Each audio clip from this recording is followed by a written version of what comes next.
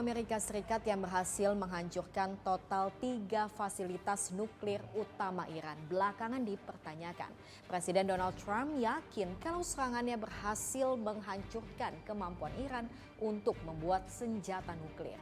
Namun, laporan Badan Intelijen Pertahanan Amerika Serikat justru mengatakan hal yang berbeda.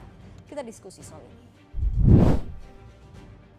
Laporan Badan Intelijen Pertahanan Amerika Serikat menyebutkan jika serangan ketiga fasilitas nuklir Iran hanya akan membuat program nuklir Iran mengalami kemunduran beberapa bulan saja. Serangan itu juga hanya menyebabkan kerusakan sebagian, tidak menghancurkan fasilitas nuklir itu sepenuhnya seperti apa yang telah diklaim Donald Trump sebelumnya. Donald Trump pun geram dengan laporan Badan Intelijen Pertahanannya itu. We hear it was obliteration. It was a virtual obliteration. When you take a look at the ground above, don't forget the flame is all underground. But everything above, if you look at the before and the after picture, everything above is burned black. The trees, everything.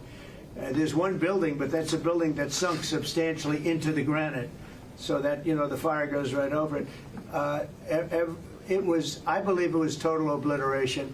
I believe they didn't have a chance to get anything out because we acted fast.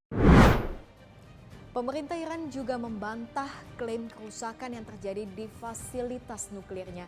Bahkan Iran sudah mengantisipasi dengan mengevakuasi fasilitas nuklirnya. Jadi apa yang sebetulnya sedang terjadi? Sebenarnya laporan-laporan dari pihak Amerika Serikat sendiri dari media itu justru mendukung pernyataan Iran. Jadi Iran secara resmi menyatakan bahwa 3 fasilitas nuklir tersebut tidak terlalu terdampak serangan. Artinya serangannya itu tidak sebesar serangan yang diklaim oleh Donald Trump yang mengatakan betul-betul menghancurkan gitu ya. Sebenarnya Amerika Serikat sudah memberikan pesan juga kepada Iran sebelum menyerang bahwa ini adalah serangan terbatas. Kenapa? Karena memang Amerika tidak ingin berperang all out sebenarnya saat ini dengan Iran. Karena sangat berat dari berbagai sisi. Dari sisi ekonomi, dari sisi politiknya Trump sendiri. Kita tahu orang-orang MAGA, Make America Great Again itu nggak ingin ada perang di luar. Mereka inginnya ekonomi, APBN itu full untuk dalam negeri. Sehingga ketika serangan Iran juga ke mana ke Qatar ke Al Udeid itu juga sebenarnya serangan terbatas juga dan itu kan disampaikan juga oleh Trump ya di akun media sosialnya bahwa kami sudah diberitahu dulu oleh Iran sebelum menyerang sehingga sudah kosong dan tidak ada korban jiwa. Ini tidak menunjukkan bahwa antara Amerika dan Iran main mata, tidak, tapi secara strategis mereka masing-masing menyadari bahwa kalau ada perang besar antara keduanya itu merugikan kedua pihak. Sehingga kalau dari sisi program nuklir ya memang tidak ada perubahan dari sisi keberlanjutan program nuklir Iran. Mereka sudah menyatakan juga akan melanjutkan program nuklirnya dan tidak ada kerusakan yang signifikan. Saat ini Israel dan Iran sepakat melakukan gencatan senjata. Ketegangan antar kedua negara pun mereda. Para analis menyebut meredanya ketegangan ini karena baik Israel maupun Iran menyadari resiko eskalasi yang lebih besar apabila konflik terus berlanjut. Hancur atau tidaknya fasilitas nuklir Iran masih menjadi misteri. Tanda tanya itu bisa saja mungkin hanya menjadi alasan bagi AS dan Israel untuk kembali memulai pertikaian dengan Iran. Kemampuan Iran untuk membuat senjata nuklir selama ini menjadi ketakutan bagi dua sekutu abadi itu.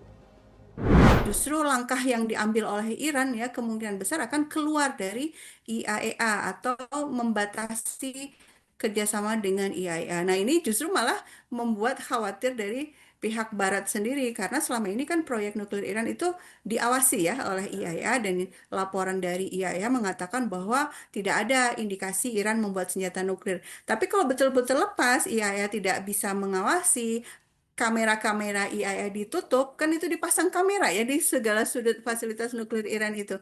Sekarang kameranya misalnya ditutup, nggak bisa diakses lagi, tentu justru membuat negara-negara Barat ini akan semakin khawatir, mengkhawatirkan situasinya.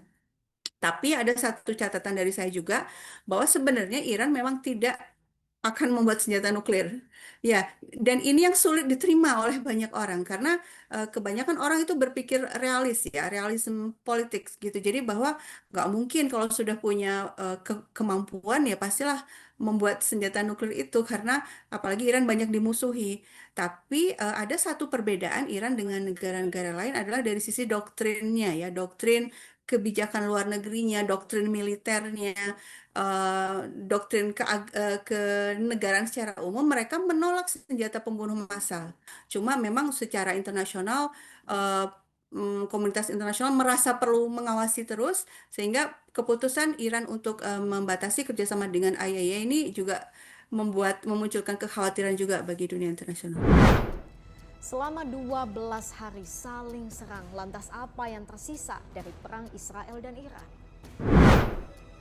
Dari visual yang beredar luas hingga pernyataan resmi kedua negara, infrastruktur hancur dan banyak nyawa melayang baik dari pihak Israel maupun Iran.